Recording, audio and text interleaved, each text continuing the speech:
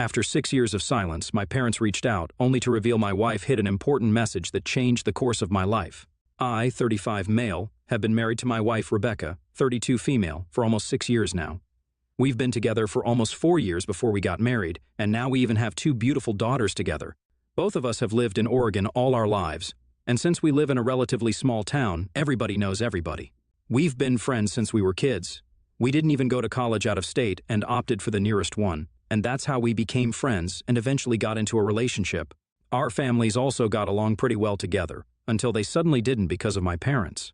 For context, my parents stopped talking to me out of the blue just a month before my wedding, and even at the wedding, they were a no-show, which was really shocking. As far as I was concerned, we didn't have any fights or incidents that could have possibly led to my parents giving me the cold shoulder like that for no reason.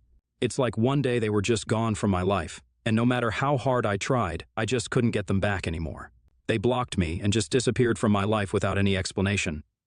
I tried several times to contact them, but I was blocked online. So, I even visited them at their house, but their neighbors told me that they'd moved out and didn't think that they were going to be back anytime soon. This happened exactly 1 month before our wedding, and I was pretty stressed out because I had no idea where they were. It was only at my wedding reception that I realized where they were because I'd been talking to a couple of my relatives on my mother's side, and they told me all about their move. They told me that my parents had moved to Seattle so they could take over my mother's uncle's business. My parents had been working in management for a while, so this was obviously a massive opportunity for them, and I was glad that they took it up. But at the same time, I was pretty disappointed that they didn't think it was important to talk to me before making this huge decision. I was even more upset by the fact that they'd asked a cousin of mine to take over the marketing department of the company and not me, even though they knew that I had an interest in the field and was looking to start something of my own. That company could have been the perfect opportunity for me to get groomed and trained under my parents so that I could eventually take over, just like my parents were taking over for their uncle. I felt like they were depriving me of a huge opportunity on purpose, and I decided that I wasn't going to try and talk to them anymore either because what they'd done was really selfish and stupid in my opinion. Rebecca was also on my side and agreed with my decision. She even said that my parents not showing up at my wedding told me everything that I needed to know about how much they cared for me. That was 6 years ago, and since then, I haven't talked to my parents. I didn't even contact them when Rebecca got pregnant for the first time, and not even when our first daughter was born. I often put up photos of my family online, and we had a lot of relatives following us, so I knew that my parents would get to know me somehow. But they still never made an effort to get in touch with us.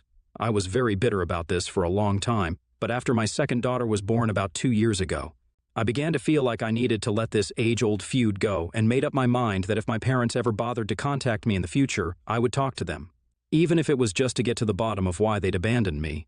Here's where things changed. They finally reached out to me a couple of weeks ago. I knew that their business was doing really well and that they were planning to expand and open up a branch here in Oregon as well. I'd heard from a couple of relatives that they were planning to move back here after almost 6 years of working out of Seattle.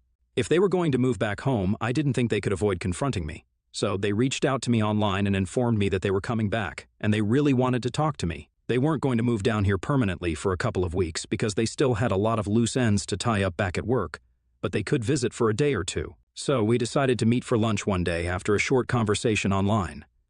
This happened almost 2 weeks ago. At lunch, they seemed really happy to see me, and it was as if no time had passed at all.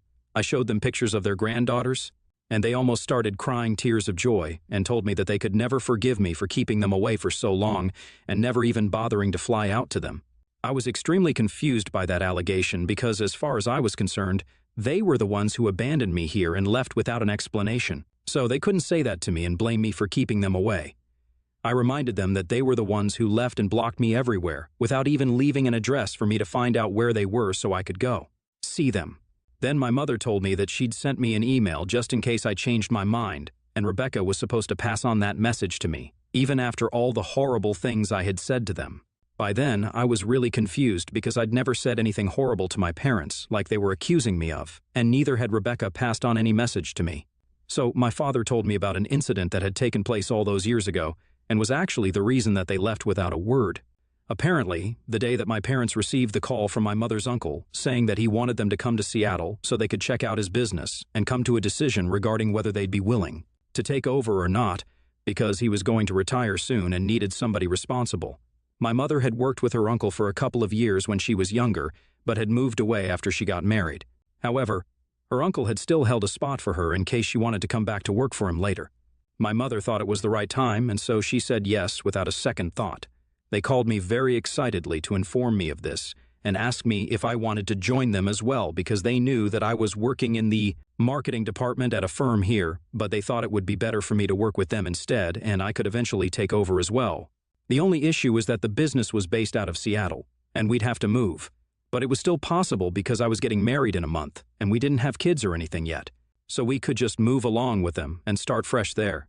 Unfortunately, it was Rebecca who answered their call because I wasn't at home that day, and I'd forgotten my phone at home since I thought I was going out with friends after a really long time.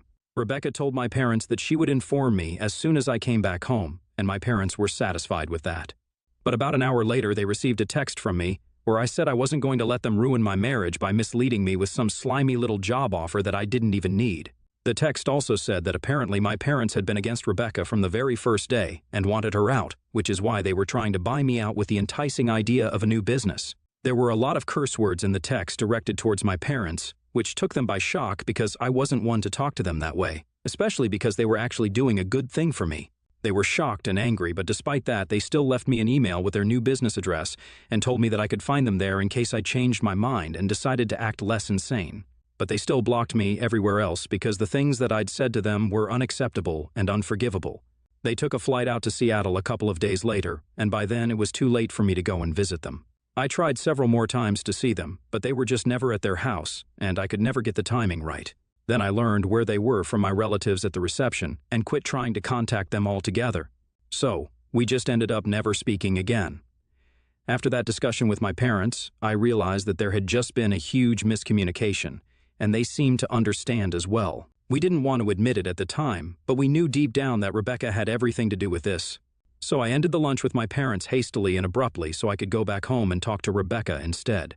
They were quite okay with it, and so I left as soon as I could. Thankfully, our kids were spending a day with Rebecca's parents, and when I came back home, it was just me and her. I hadn't told her earlier that I'd gone to meet my parents for lunch because I had this feeling that she didn't really like them and wouldn't approve of it if she knew that I was meeting them. But as soon as I came back home, I decided to cut to the chase and asked her point blank why she hadn't ever given me the message that my parents had left for me. She pretended to be confused for a while and told me that she didn't know what I was talking about, but I didn't back down and pressed on. I asked her if she deleted the text and the email from my phone as well. Then she finally stopped pretending and turned around to confess that she had indeed done all of those things that I was accusing her of. But she didn't seem sorry about it in the least, and instead told me that she'd done it all for my own good. More than devastated that my wife had been keeping such a huge secret from me for so many years, I was just pissed that she didn't even seem sorry about it and somehow seemed to think that she'd done me a favor or something. She continued and told me that back then, she was the one who replied to my parents' messages pretending to be me and said all those things that she believed were true. She told me that she'd always felt like my parents didn't really approve of her because she wasn't as driven and ambitious as the rest of the people in my family. She was the kind of person who went to college for fun and for the experience, but afterwards she had no intention of working on a career for herself and only wanted to get married and have kids. Not that there's anything wrong with that, but she told me that she thought my parents were judgmental and didn't like her, which is why they were trying to get me to move to Seattle with them just a month before my wedding so I would ditch her and choose the business instead. She told me that she had deleted all those messages and that email so I wouldn't change my mind about the wedding. She also didn't want to move to Seattle because she couldn't afford to leave her friends and family behind and start over in a new place where she didn't even know anyone.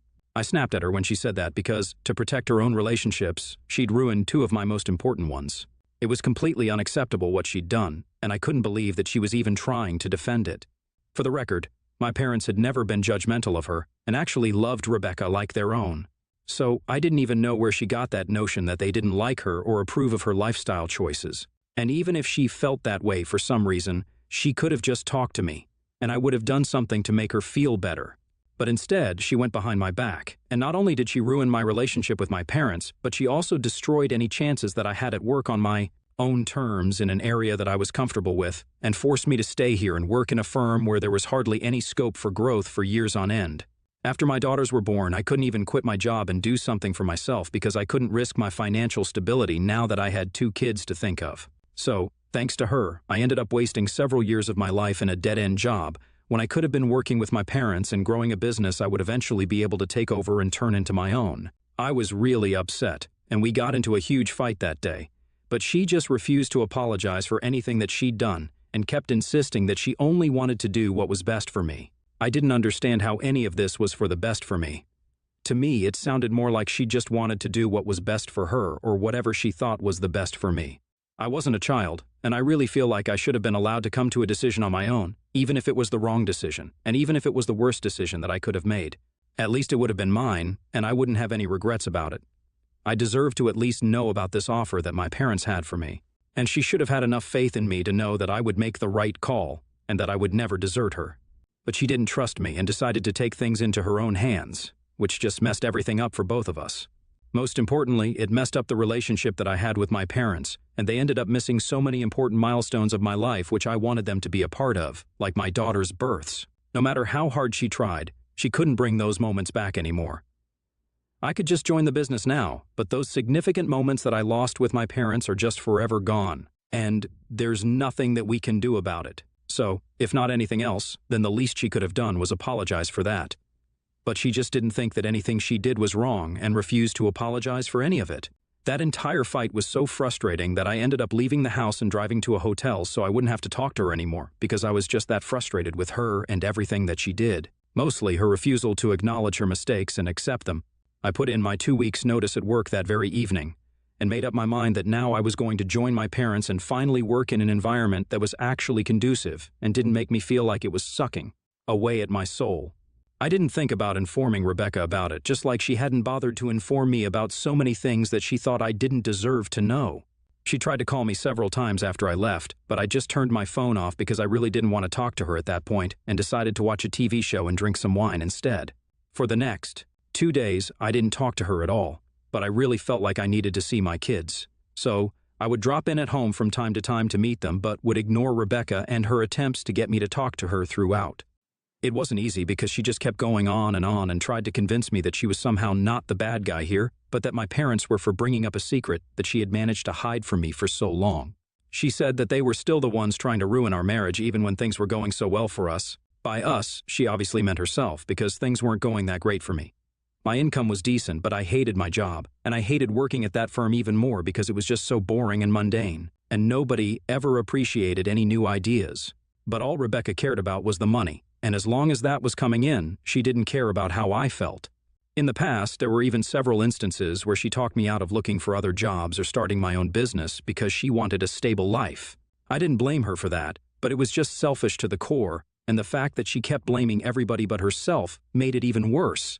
So, a couple of days ago, when I was visiting in the evening to see the kids, she started ranting once more about how I was letting my parents take the steering wheel in our relationship and told me that I needed to think for myself. I couldn't take it anymore, and I told her that I finally was thinking for myself, and she was just mad that I wasn't being her little puppet anymore. She didn't like that and finally asked me a question, which is probably what made me come here.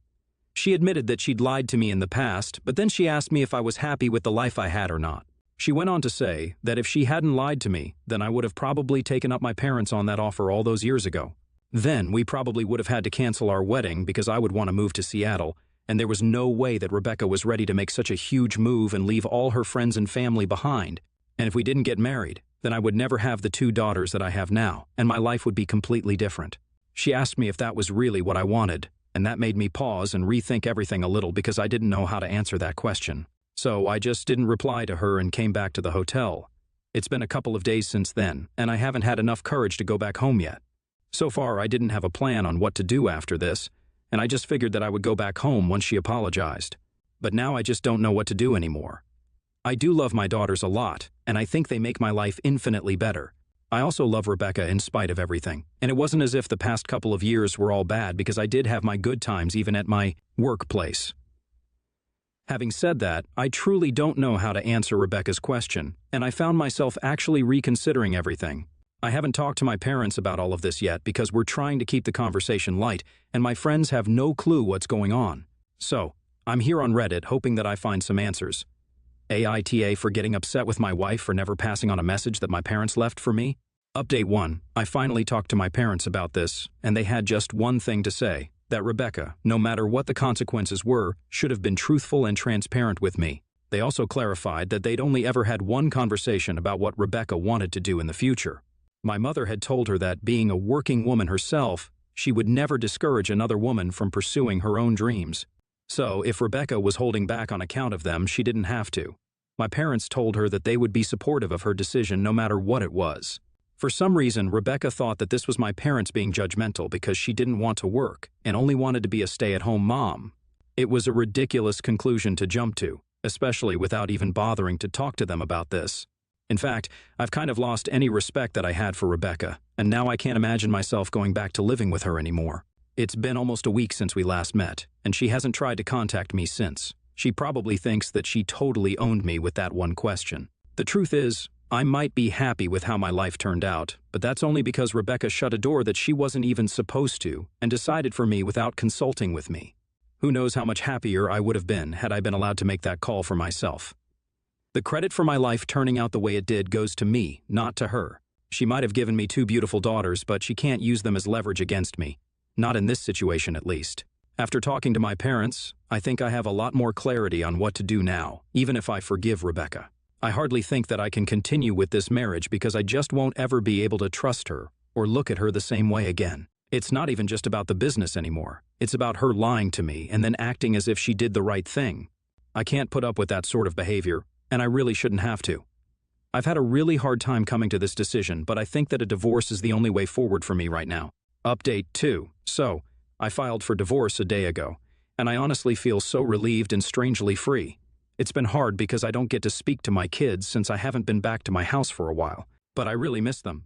I've been considering popping in for maybe just 15 minutes, but I don't know how Rebecca is going to take it, so I've been avoiding my family altogether. It's not the right thing to do, but I just don't know what else I can do. It's just a couple of days more that I have to go without my kids because after that, Rebecca will be served with the divorce papers. And then we'll see what happens after that. Update 3. So, the divorce proceedings have started. And it's weird because Rebecca actually took the news of the divorce a lot better than I thought she would. I've been a little busy for the past couple of days, so I hadn't been able to post any updates. But when Rebecca found out that I'd filed for divorce, she called me and told me that she knew this was coming. And the only thing that she wanted from me was a promise that I wouldn't demand full custody of our daughters. I promised her that because no matter what would have happened or how bitter the divorce would have been, I never would have taken our kids away from their mother. She might have messed up as a wife, but she was a great mom, and I couldn't deny it. It's been a while, and we're at the negotiation stage right now. We're trying our best to be cordial and civil to each other, but I can tell that both of us are pretty heartbroken. Neither of us had ever imagined that this was how our marriage would come to an end, but, well, it's happening, and it's not easy. Update 4, quick update here. After almost 7 months, the divorce is final now, and the custody arrangement has also been worked out. I've joined my parents in their business, and since they're opening up a branch here, I'm going to be taking over as the head of that branch. I get the kids for half of the week, and Rebecca gets to keep them for the other half. She got a little too much alimony for my taste, but all over now, so I guess I'm cool with it. What matters is that I'm going to have my dream job and finally live a life on my own terms now.